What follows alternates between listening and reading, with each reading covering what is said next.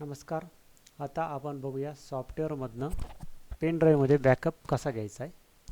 त्यासाठी आपला pen drive कॉम्प्युटरला जोडून माय कॉम्प्युटरमध्ये जायचे. पेन ड्राईव्हला जो पण ड्राईव्ह आला असेल तो पहिला चेक करा. जसं की माझ्या पी सीला जी ड्राईव्ह आला आहे, त्याच्यामध्ये एक बॅकअप नावाचं फोल्डर मी क्रिएट करतो. राईट क्लिक करा, न्यूला क्लिक करा, फोल्डरला क्लिक करा, फोल्डरचं नाव चेंज करा. फोल्डरचं नाव साधारण असंच द्या, त्याच्यामध्ये स्पेस वगैरे नाही पाहिजे. 8 कॅरेक्टरच्या आत आपलं फोल्डर पाहिजे, म्हणजे बॅकअप सक्सेसफुली होतो. त्यानंतर हे क्लोज करून टाका. ड्राईव्ह देण्यात ठेवा जो पण आला असेल तो. नंतर आपलं सॉफ्टवेअर चालू करा, लॉग इन करा.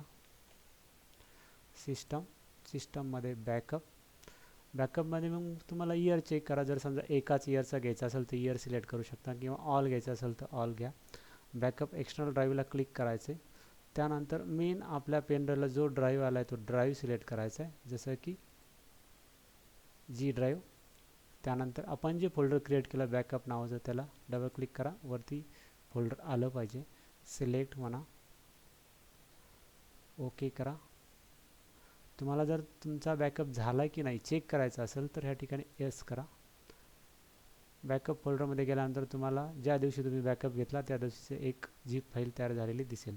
अशा प्रकारे सॉफ्टवेअरमधनं एक्सटर्नल पेन ड्राईव्हमध्ये किंवा एक्सटर्नल हार्ड डिस्कमध्ये तुम्ही बॅकअप घेऊ शकता. आणि हाच बॅकअप जर तुम्हाला तुमच्या मेल आय डीवरती टाकायचा असेल तर तुम्ही मेल आय डीवरती टाकू शकता. तो जर टाकायचा असेल तर जस्ट मिनिमाइज करा, हे ओके करून मिनिमाइज करा. तुमचा मेल आय डी ओपन करा.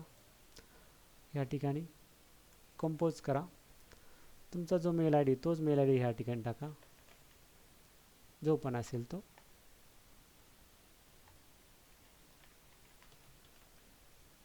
तसं माझा मेल आय डी हा आहे म्हणून मी टाकतो.